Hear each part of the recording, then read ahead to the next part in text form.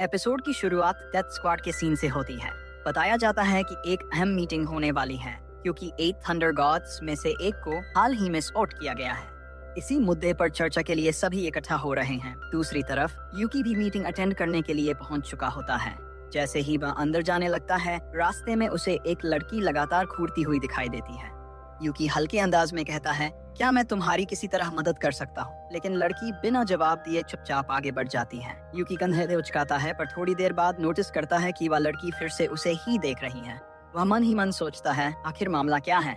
ये मुझे ऐसे क्यों देख रही है? और बात को नजरअंदाज कर आगे बढ़ जाता है। थोड़ा आगे बढ़ते ही अचानक याकुमे उसके सामने आ जाती है और उसे लगभग खींचते हुए एक कोने में ले जाती है। वह मुस्कुराते हुए कहती है, यूकी, मैं तुम्हें कब से ढूंढ रही थी। याद है पहली बार हमने क्या किया था? मैं फिर से वैसा ही चाहती हूँ।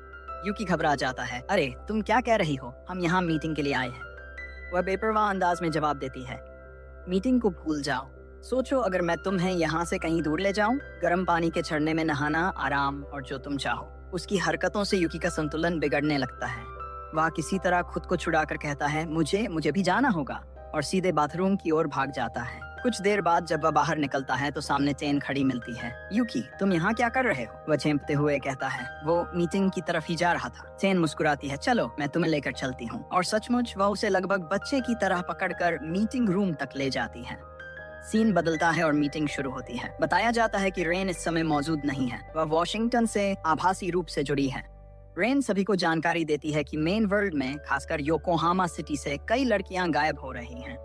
फिर वह एक तस्वीर दिखाती है। वह लड़की हर किडनैपिंग स्पॉट पर देखी गई है और वह कोई और नहीं बल्कि 8 थंडर गॉड्स में से एक निकुशेत्सु है। रेन घोषणा करती है, इस मिशन की इंचार्ज मीरा होगी। मीरा आत्मविश्वास से जवाब देती है, मैं ये जिम्मेदारी स्वीकार करती हूँ। रेन आगे कहती है, तुम अपने साथ किसी एक कमांडर को चुन सकती हो। मीरा बिना देर किए कहती है, मैं क्योका को चुनती हूँ। क्योका हल्की मुस्कान के साथ हामी भरती है।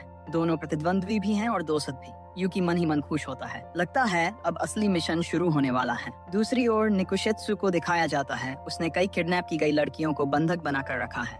इसके बाद मीरा, क्योका और यूकी पुलिस स्टेशन पहुंचते हैं। वे बताते हैं कि ये साधारण अपराध नहीं बल्कि 8 थंडर गॉड्स का काम है। पुलिस सहयोग के लिए तैयार हो जाती है।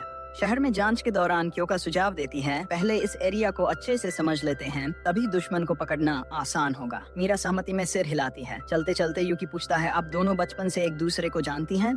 मीरा हंसते हुए बताती है, ओकिनावा में मैं कभी नहीं हारी थी जब तक क्योका से सामना नहीं हुआ। क्योका तुरंत कहती है, हाँ वो जीत मेरी ही थी। मीरा पलटकर कहती है, वो बस एक फ्लूक था। दोनों में हल्की फुल्की नोकझोंक शुरू हो जाती है और यूकी समझ जाता है कि ये दोनों सच में सुप्रीम कमांडर बनने की रेस में हैं। रात को मीरा यूकी से कहती है, मैंने ये जॉब इसलिए चुना है ताकि दुश्मनों को खत्म कर सकूं। तुम अपना बेस्ट देना। यूकी गंभीरता से सिर हिलाता है। अगले दिन उन्हें आखिरकार ठिकाना मिल जाता है। वहाँ उनका सामना खतरनाक मॉन्स्टर से होता है। एक मॉन्स्टर मीरा को बंधक बना लेता है, लेकिन पता चलता है कि वह असली मीरा नहीं, उसका क्लोन था। असली मीरा ऊपर से एंट्री लेती है। उसकी रेड सोल तकनीक सक्रिय होती है, मेगुमी फ्लैग होल्ड करती है और मीरा की शक्ति कई गुना बढ़ जाती है। देखते ही देखते उसके सैकड़ों क्लोन मैदान में उतर आते हैं और दुश्मनों को परास्त कर देते हैं। लड़ाई खत्म होने के बाद मीरा नोटिस करती है कि क्योका घायल है। वह उसे आराम करने को कहती है और बाहर चली जाती है। क्योका यूकी से कहती है, अब तुम्हारा रिवार्ड। यूकी घबरा जाता है। दोनों के बीच अजीब सी स्थिति बन जाती है। तभी मीरा दरवाजा खोल देती है। सामने का दृश्य देखकर वह सन्न रह जाती है। ये क्या चल रहा है?